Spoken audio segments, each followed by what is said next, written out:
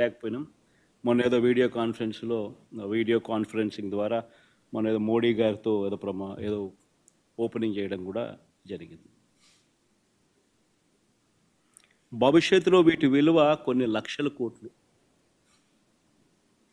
నాగార్జున సాగర్ లాంటి ప్రాజెక్టు, శ్రీశైలం లాంటి ప్రాజెక్టులు ఈరోజు కట్టాలంటే సాధ్యమయ్యే పని కూడా కష్టమే. అన్నన్ని వేల కోట్ల రూపాయలు, లక్షల కోట్ల రూపాయలు ఒక్కొక్క ప్రాజెక్ట్ ఖర్చు అవుతుంది. పోలవరం మన కళ్ళ ముందనే చూస్తూ ఉన్నాం, ఎన్ని వేల కోట్ల రూపాయలు అవుతా ఉందో.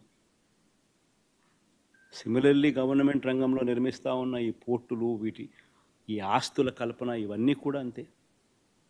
రాబోయే తరాలకు రాష్ట్రంలో సొంత రాబడి పెరగాలి అని అంటే ఇటువంటి ఆస్తులు రాష్ట్ర ప్రభుత్వం చేతిలో ఉంటే రాష్ట్రానికి సంబంధించిన సొంతం వనరులు పెరిగే పరిస్థితి. ఇలాంటివి స్కాములు చేస్తూ అమ్మకానికి పెట్టారు.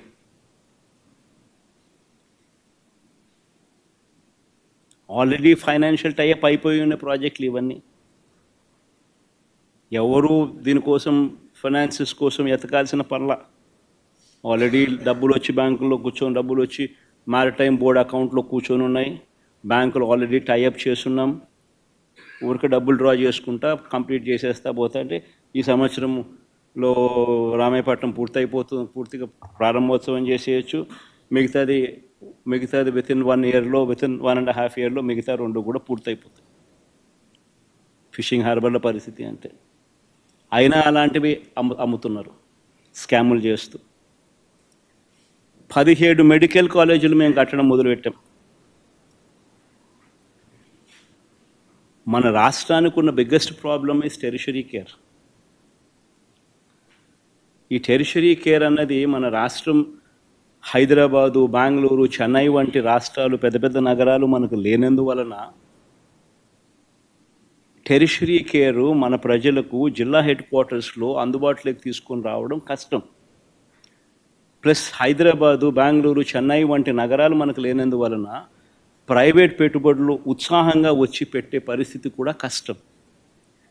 సో పేదవాడికి ఎక్కడైనా మల్టీ స్పెషాలిటీ హాస్పిటల్స్ అందుబాటులోకి రావాలి అని అంటే గవర్నమెంట్ పూసుకొని పేదవాడు ఇబ్బంది పడకూడదు అన్న ఆరాటంతో, ఎందుకనంటే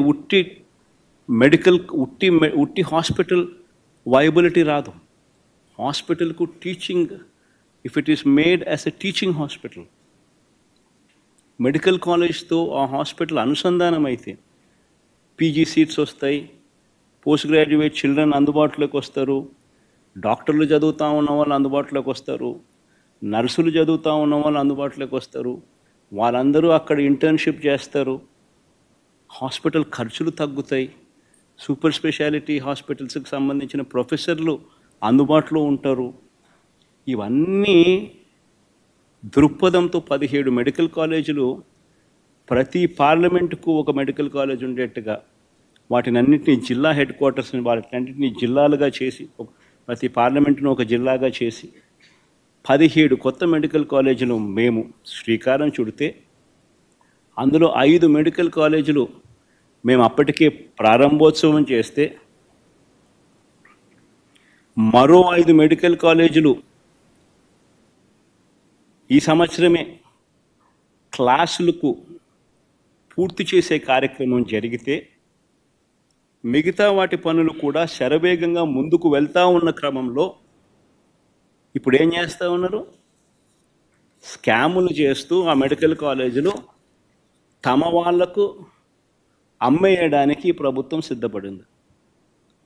ఆశ్చర్యం కలిగించే విషయం. కేంద్ర ప్రభుత్వం బడ్జెట్లో 75,000 మెడికల్ సీట్లు మేము క్రియేట్ చేస్తాం వచ్చే 5 సంవత్సరాలలో.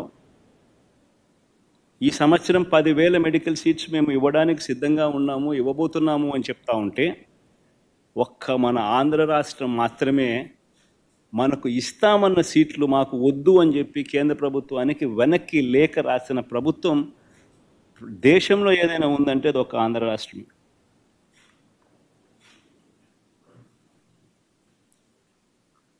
స్కాముల కోసం ఉన్న ఆస్తులు అమ్ముతున్నారు.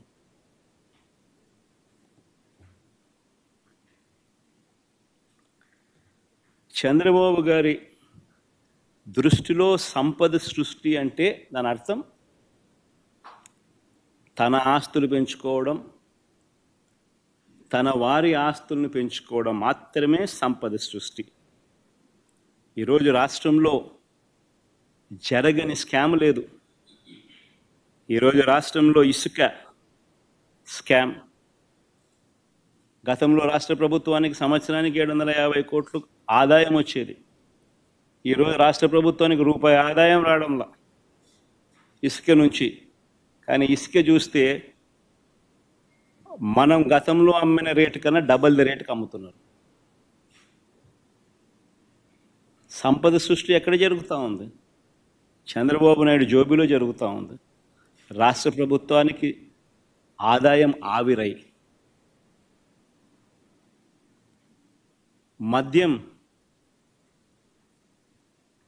గవర్నమెంట్ రంగంలో నడిచే మద్యం షాపులు ప్రైవేటైజ్ చేసినాడు. కరెక్ట్గా ఇదే ఆరోపణ మీదనే అరవింద్ కేజ్రీవాల్ అనే ఆయనను జైల్లో పెట్టారు. ఇక్కడ సక్సెస్ఫుల్గా అక్కడ చేయలేకపోయాడు. చేయక మునిపే ఆయన జైలుకు పోయినాడు పాపం. ఇక్కడ చేసి సక్సెస్ఫుల్గా అరవింద్ కేజ్రీవాల్ని అక్కడికి పోయి తిట్టొస్తాడు.